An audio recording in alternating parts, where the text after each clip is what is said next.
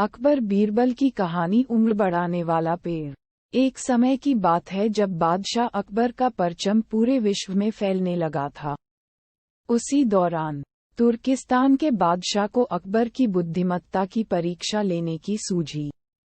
तुर्किस्तान के बादशाह ने अपने दूत को संदेश पत्र देकर कुछ सिपाहियों के साथ दिल्ली रवाना किया। बादशाह ने पत्र में लिखा था, मुझे सुनने में आया है कि भारत में ऐसा पेड़ है जिसके पत्ते को खाकर इंसान की आयु बढ़ाने में मदद मिल सकती है।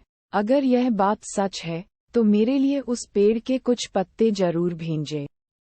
जब अकबर ने उस पत्र को पढ़ा तो वह सोच में पड़ गए। इस चिंता से उबरने के लिए अकबर ने बीरबल का सहारा लिया। बीरबल की सलाह पर बादशाह अकबर ने तुर्किस्तान से आए सिपाहियों और दूत को कैद करने का आदेश दिया। सिपाही और दूत के कैदखाने में कई दिन बीत जाने के बाद अकबर और बीरबल एक दिन उनसे मिलने गए। अकबर और बीरबल को आते देखकर वो सोचने लगे कि उन्हें रिहाई मिल जाएगी, लेकिन ऐसा नहीं हुआ। बादशाह अकबर जब उनके पास पहुंचे तो उन्होंने दूत से कहा, जब तक इस किले की एक दो ईंट गिर नहीं जाती तब तक आप लोगों को आज़ाद नहीं करेंगे। ऐसा होने तक आप सभी के लिए यहाँ खाने पीने का पूरा इंतजाम किया जाएगा। इतना कहकर बादशाह अकबर और बीरबल वहां से चले गए। उनके जाने के बाद दूत और सिपाही कैद से निकलने के लिए उपाय सोचने लगे। जब कोई रास्ता नजर नहीं आया तो भगवान से प्रार्थना करने लगे। जल्द ही उनकी प्रार्थना रंग लाई और कुछ दिनों बाद अचानक तेज भूकंप आया और भूकंप के कारण किले का एक भाग टूटकर गिर गया। ये घटना के बाद दूत ने अकबर के पास किले की दीवार गिरने की खबर भिजवाई। ये खबर सुनते ही बादशाह अकबर को अपना वादा याद आया और उन्होंने तुर्किस्तान के दूत व सिपाहियों को दरबार में प्रस्तुत होने का आदेश दिया।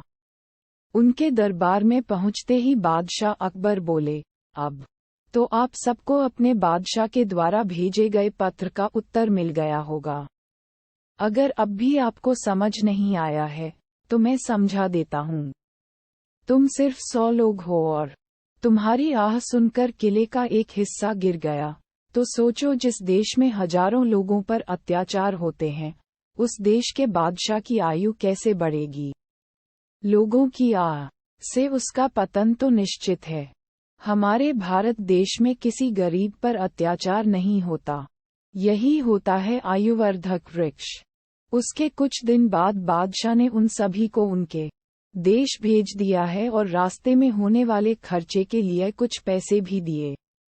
दूत ने तुर्किस्तान पहुंचकर भारत में घटित सारी बात विस्तार से बादशाह को बताए। अकबर बीरबल की बुद्धिमत्ता देखकर तुर्किस्तान के बादशाह ने दरबार में उनकी बहुत प्रशंसा की। कहानी से सीख। इस कहानी से यह सीख मिलती है कि सभी के साथ प्रेम से रहना चाहिए और कमजोर पर अत्याचार नहीं करना चाहिए। साथ ही वही देश तरक्की करता है जहां प्रजा सुखी रहती है।